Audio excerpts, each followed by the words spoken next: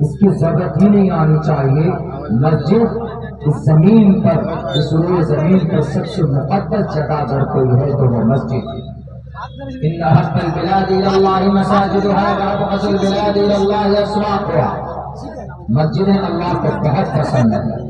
اللہ کی نظر میں تمام مارکیٹ اور بازاروں میں سب سے زیادہ پسندیدہ کوئی شہر کوئی جگہ ہے تو مسجد، اور ناپسند کوئی جگہ اگر ہے اللہ کی نظر میں تو وہ بازار ہے، مارکیٹ.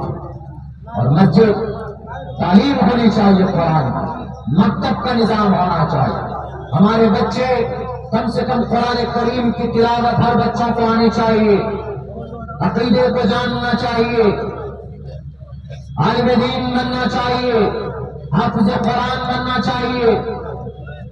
یہ سب امنگ ہمارے اندر نہیں ہے، تو اسی لیے آہستہ آہستہ مدارس بھی بند، آہستہ آہستہ مسجدوں کے بھی بلڈوزر کے زدم کے ذریعے سے اس کو ختم کیا جا رہا ہے.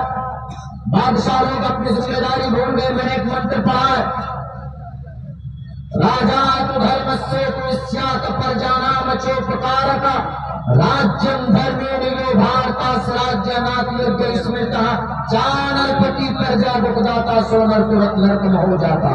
جو بادشاہ، جو گارجن، جو ذمہ دار اگر کسی انسان پر ذرہ برابر بھی ظلم کرتا ہے، مسجد کے تعلق سے ہو کہ مکتب کے تعلق سے ہو کہ کسی بلڈنگ کے تعلق سے ہو، اگر کوئی گارجن ذمہ دار اگر کہیں پر غلط طریقے پر کسی مسجد کا مدرسے کو ٹارگٹ کرتا ہے سو نر ترت نرک ہو جاتا. اسی وقت اس کا نام نرک میں جانے والوں کے لیے لکھ لیا جاتا. چاہے اتر پردیش کا لال گجر ہو، چاہے بھارت کا پرائم منسٹر ہو، چاہے عبداللہ سالم ہو، اگر میرے ہاتھ سے کوئی ظلم ہوگا، کسی انسان کو تکلیف پہنچائی جائے گی، ایسا نہیں کہ عبداللہ سالم ایک مقرر ہے، عالم دین ہے تو بخش دیا جائے گا. نہیں، ظلم پھر ظلم ہے. خون تو خون ہے، جب ٹپکتا ہے تو جم جاتا ہے. ظلم پھر ظلم ہے، جب بڑھتا ہے تو مٹ جاتا. انصر اخاک ظالما او مظلوما. اللہ کے نبی علیہ السلام نے یہ کہا ہے کہ کبھی بھی ظالم کو کی مدد کرو، اس کو ظلم سے روک کر، اور مظلوم کی مدد کرو اگر اس پر کوئی ظلم ہو رہا. اسی لیے ہمیں ہمارا عقیدہ جڑا ہوا ہوتا ہے اپنی مسجدوں سے، اپنے مدرسوں سے، اپنی ان جگہوں سے. اگر کہیں پر کچھ ہوتا ہے تو اس پر آواز بلند ہونی چاہیے. خاموشی کے ساتھ بیٹھنے والے کو مسلمان نہیں بولتے. ابھی میرے ساتھ بہت ساری باتیں، ہاں ابھی ایک ڈیڑھ دو مہینے میں آپ لوگوں نے دیکھا، میں نے صرف اسی لیے کمپرومائز نہیں کیا اور میں جھک نہیں سکتا. بہت سے لوگ صرف ایک جماعت کے لیے، جماعت کے بیچ مولانا آئیے ہم کو ہماری مدد کر دیجیے، مولانا آئیے ہماری مدد کر دیجیے. ہم نے کہا تم چور، ہم نے کہا تم لوٹے، ہم نے کہا کہ تم مجرم ہو. ہم تم جیسے لوگوں کی مدد نہیں کر سکتے. اللہ کا قرآن کہتا ہے تعاونوا علی البر والتقوی ولا تعاونوا علی الاثم والعدوان. بحیثیت عالم کے جان بوجھ کر کسی غلط آدمی کی طرفداری عبداللہ کبھی نہیں کر سکتا. نہیں رہوں گا اس پلیٹ فارم پر، اپنا راستہ بدل لوں گا، لیکن کبھی بھی کسی غلط آدمی کو سپورٹ نہیں کر سکتا، اس کی طرفداری نہیں کر سکتا. اللہ کا قرآن واضح لفظوں میں کہتا مسلمانوں یہی پہچان آپ کی ہونی چاہیے. ابھی ایک زمانہ آنے والا ہے 500 روپے میں آپ اپنے ایمان کا سودا کرو گے، مجھے پتا. ادھر سے بھی 500 روپے، ادھر سے بھی 500 روپے، ادھر سے بھی 1000 روپے. نہیں، آپ کی شہادت ایک ہے، آپ کے پاس ادھیکار ایک ہے. آپ پیسے لے کر اگر آپ اپنے ادھیکار کو بیچتے ہو تو اسلام کی نظر میں یہ ناجائز حرام. آپ کی شہادت ایک ہے، کسی کو بھی دیجیے آپ کی مرضی، لیکن پیسہ لے کر اپنی شہادت کو بیچنا، اپنی گواہی کو بیچنا اسلام میں بول دیتا ہوں ووٹ ڈالنا شریعت گواہی، اور یہ گواہی آپ پیسے لے کر اگر دیتے ہیں کسی کے بھی حق میں تو یہ ناجائز اور حرام ہے. یہ شریعت کا ایک مسئلہ آپ کو بتا رہا ہوں. اسی لیے کبھی بھی پیسوں کے چکر میں اپنے ایمان کا سودا مت کرنا. ارے بی بی سمیہ رضی اللہ تعالی عنہا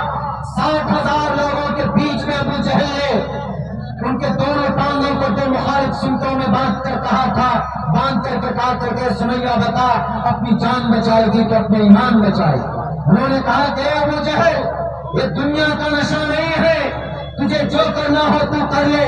سمیہ کو اگر ان کے مرتے دم تک اللہ لاکھوں کروڑوں جانیں عطا کرے، ہر جان کو شریعت کے نام پر نچھاور کرنے کے لیے تیار، لیکن تمہارے ڈر سے اور تمہاری غلط باتوں پر ڈر کر میں اپنے ایمان کا سودا نہیں کر سکتی۔ بیچ سے چیر دیا گیا بی بی سمیہ کو، لیکن اپنے ایمان کا سودا نہیں کیا۔ آج 500 1000 روپے میں مومن اپنے ایمان کا سودا کر لیتا۔ نہیں مسلمانوں، آپ کی وہ پہچان نہیں۔ آپ مومن، سب سے بڑی قیمتی دولت اللہ نے آپ کو دی ہے وہ ہے ایمان۔ اس سے بڑی قیمتی دولت اور ہے ہی اللہ کے خزانے۔ ایمان ہے تو سب کچھ، اگر آپ کے پاس ایمان نہیں ہے تو کچھ بھی نہیں، آپ کچھ بھی کر لیجیے۔ ایمان نہیں ہے نماز پڑھ لیجیے، ناٹ ایکسیپٹیبل۔ ایمان نہیں ہے روزہ رکھ لیجیے، ناٹ ایکسیپٹیبل۔ ہاں ہو سکتا ہے ایسا کہ دنیا میں آپ کو اس کے اچھے رزلٹ مل جائیں، لیکن مرنے کے بعد آپ جنت نہیں جا سکتے، جس کو پرم پد کہا گیا، جس کو سنسکرت میں کہا گیا ہے پرم پد۔ تسمات شاسترم پرمانم تکاریہ اکاریہ یشاستر ودھی متسرج ورتتے کام کارتا نہ سستم وارنتی نہ سکھم نہ پرام گتی۔ گیتا میں ہے، ہندوؤں کے لیے اپدیش ہے کہ اگر کوئی آدمی اپنی نفس کے مطابق زندگی گزارتا ہے، مرضی کے مطابق زندگی گزارتا ہے تو پرم پد پراپت نہیں کر سکتا۔ پرم پد، پد میں سب سے بڑا پد، مطلب اس کو عظیم کامیابی، عظیم کامیابی، بڑی کامیابی کب ہو سکتی ہے؟ جب ہمیں جنت مل جائے، تبھی بڑی کامیابی۔ اس کو پرم پد کہا جاتا ہے جنت۔ تو جنت میں جانے کے لیے ضروری ہے ایمان۔ ہندو اتنے کام کرتے، لاکھوں کروڑوں روپے دان کرتے، خرچ کرتے، کیا وہ جنت چلے جائیں گے؟ نہیں جا سکتا۔ من قال لا الہ الا اللہ دخل الجنہ۔ ایمان شرط ہے، ایمان کمپلسری ہے۔ اگر ایمان نہیں، not allowed to enter the paradise, جنت نہیں جا سکتا۔ کچھ بھی کر لے دنیا میں، ہاں اگر وہ دان کر رہا ہے تو ہو سکتا ہے کہ دان کی وجہ سے دنیا میں اس کو کچھ فائدے مل جائے۔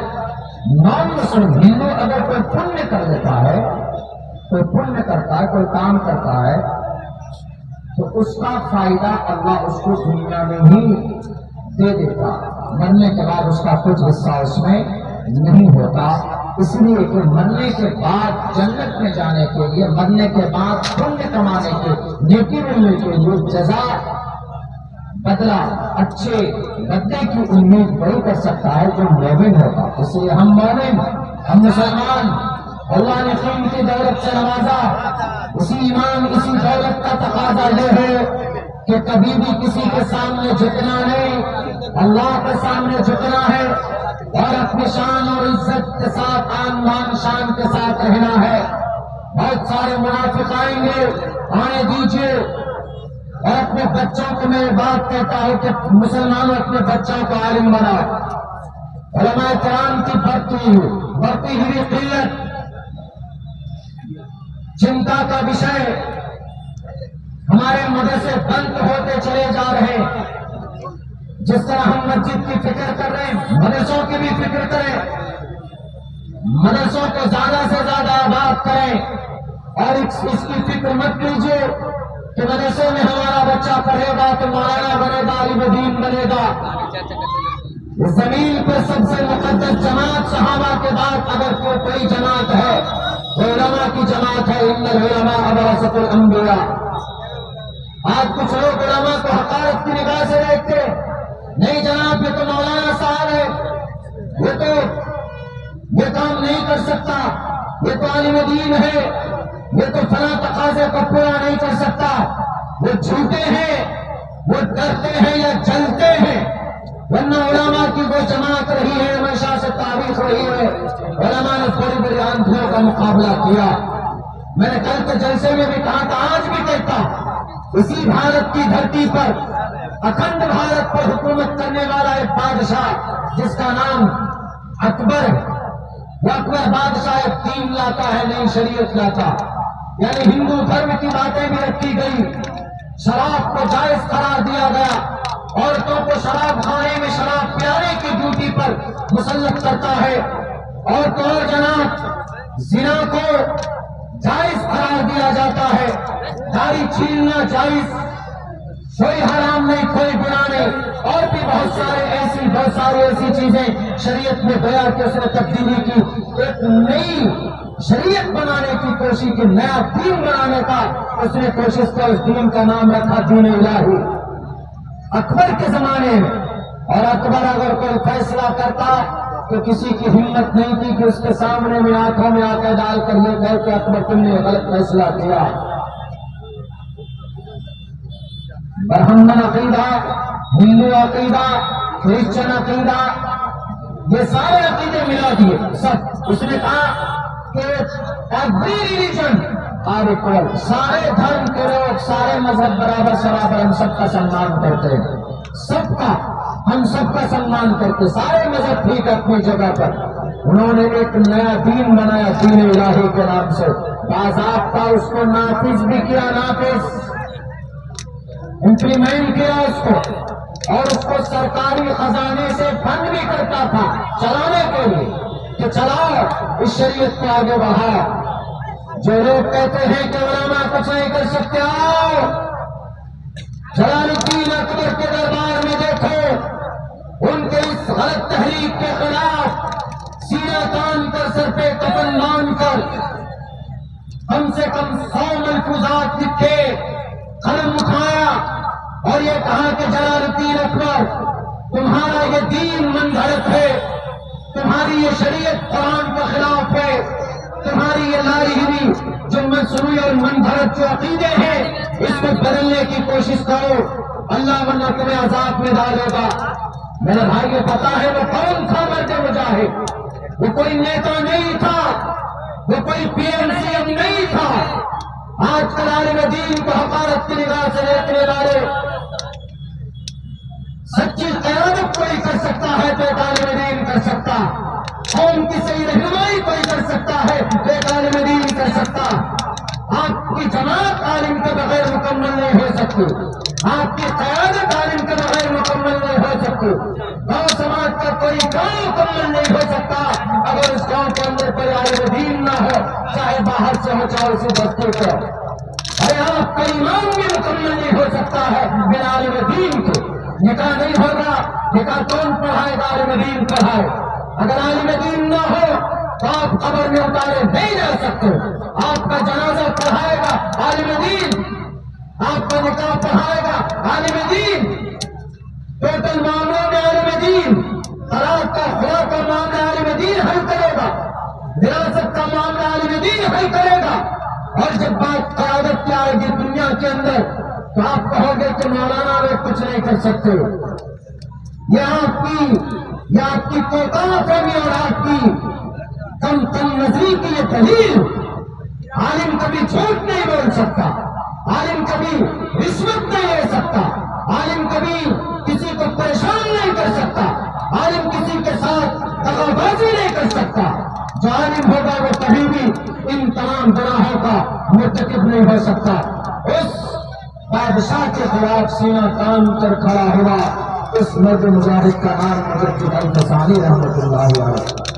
ایک قرن کے بعد اکبر کے چلے جانے کے بعد فوراً نظام اور سسٹم بدل دیا گیا.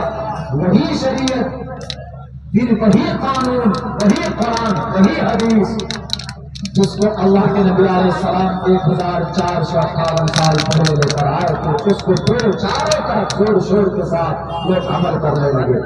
لوگ کہتے ہیں کہ نہیں، اس زمین پر مقدس جماعت اور ہستی کسی کی ہے تو علماء کی. من رعا منکم منکرا فلیغیرہ بیدہ، اس پر سب سے زیادہ عمل کرتے ہیں تو ہمارے علماء کرتے ہیں. میرے بھائیوں، میرے ساتھیوں، اپنے بچوں کو عالم دین بنائیے، اپنے بچوں کو قاری قرآن بنائیے، اپنے بچوں کو بخاری کی تعلیم دیجیے، اپنے بچوں کو مسلم کی تعلیم دیجیے، اپنے بچوں کو قرآن کریم سے جو مسائل کا استنباط ہوتا ہے اس کو تعلیم دیجیے، دنیا کی فکر مت کیجیے۔ اور الحمدللہ ہمارا علاقہ سیمانچل، ہمیں گرو ہوتا ہے کہ میں سیمانچل میں ہوں، مجھے فخر بھی ہوتا کہ ہم سیمانچل کی دھرتی میں ہیں، جہاں پر پورے بہار میں سب سے زیادہ کثیر تعداد میں اگر علماء کی، حفاظ کی، قراء کی تعداد کسی دھرتی پر ہے تو وہ ہمارے سیمانچل کی دھرتی پر ہے۔ ہمیں اس بات پر بہت زیادہ گرو ہے، فخر ہے۔ اور ہندو دھرم میں تو یہ کہا گیا کہ جس کے اندر جان ہو، جس کے اندر ایشور، عالم کا مطلب اللہ کی شریعت کا جان، قرآن کا جان، قرآن کا نالج، شریعت کا نالج۔ ہندو دھرم میں اسے کہا گیا کہ جس کے اندر ایشور کا نالج ہو، گویا وہ ایشور۔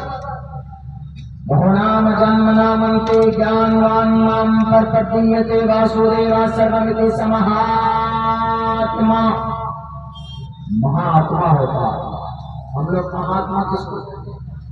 مہاتما اس کو کہتے ہیں کہ جو مہا پروش ہوتا ہے، لیکن یہاں پر سنسکرت میں کہا گیا کہ مہاتما وہ نہیں ہوتا جو مہان ہوتا ہے۔ موہن داس کرم چند گاندھی کو مہاتما کہتے، مہاتما کا خطاب کسی مسلمان نے ہی دیا تھا ان کو، تو ان کو مہاتما، لیکن نہیں، ویدوں کی دنیا میں مہاتما اس انسان کو کہا جاتا ہے، اس پروش کو کہا جاتا ہے جس کے اندر سب سے زیادہ جان ہو ایشور کا، جس کے اندر سب سے زیادہ جان ہو۔ جیسے ہمارے علماء ہیں، عالم دین ہے، قاری قرآن، حافظ قرآن ہے، تو اس کو آپ سنسکرت کی زبان میں مہاتما کہہ سکتے ہیں۔ مہاتما مہا پروش ہے کیونکہ گرو جانی، ان کو جان ہے۔ تو ہندو دھرم میں یہ کہا گیا کہ جس کے اندر ایشور کا جان، گویا اس کے اندر ایشور ہے۔ ایشور کا جان ہے تو مطلب ایشور ہے۔ ادارا سرو ایویتے جانی تاتمے ممیمتم آستھتا سیوتاتما والے رامتمام گتی۔ جس کے اندر ایشور کا جان ہوتا ہے اس کا سمان کرو، اس کی عزت کرو۔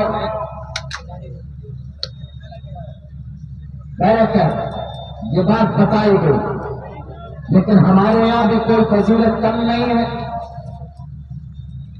اللہ کے نبی علیہ السلام کی حدیث ہے کہ اللہ تبارک و تعالیٰ جس کے ساتھ بھلائی کا ارادہ رکھتے ہیں اس کو دین کی سمجھ عطا فرماتے ہیں۔ من یرد اللہ بہ خیرا یفقہہ فی الدین، دین کی سمجھ، شریعت کی سمجھ، قرآن کی سمجھ، قرآن میں اللہ نے کیا فرمایا اس کی سمجھ عطا فرماتے۔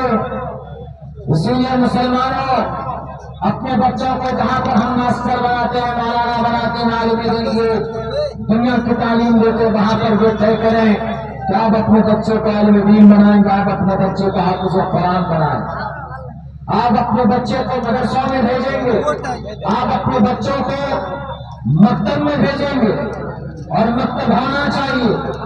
آپ کے مسجدوں میں مکتب کا نظام ہونا چاہیے، آپ کے علاقے میں، آپ کے سماج کے اندر مدارس کا نظام ہونا چاہیے۔ اس کو بند مت کیجیے۔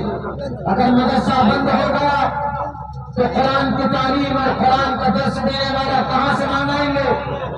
15-20 سال کے اندر اگر یہ مدارس میں کمی آئی تو علماء کی قلت ہو گیا، تو علماء کم ہوں گے، تو پھر آپ بتائیں 33 کروڑ دیوی دیوتاؤں کو اپنا ایشور پرماتما ماننے پر مجبور ہو جائے۔ یہ ہندو دھرم کون؟ یہ حضرت نوح علیہ السلام کی بھٹی ہوئی قوم ہے۔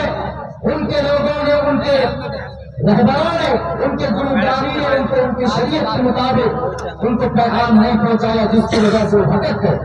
کہاں جاتا ہے؟ بہت ساری تعریف کی اور بہت ساری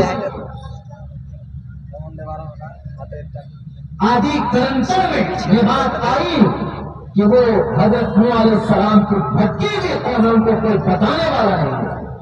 آج بھی چلے جائیں آپ راجستھان کی طرف، پانی پت کی طرف، کچھ علاقے ایسے ہیں کہ ایک طرف گنیش جی کی مورتی ہے اور دوسری طرف قرآن کریم رکھا ہوگا۔ پوچھے تو گنیش جی کی مورتی کے سامنے میں قرآن کیوں رکھا ہے؟ وہ کہتے ہیں کہ گنیش جی یہی تو محمد علیہ السلام ہے، ان پر قرآن اترا تھا، اسی نے ہم نے قرآن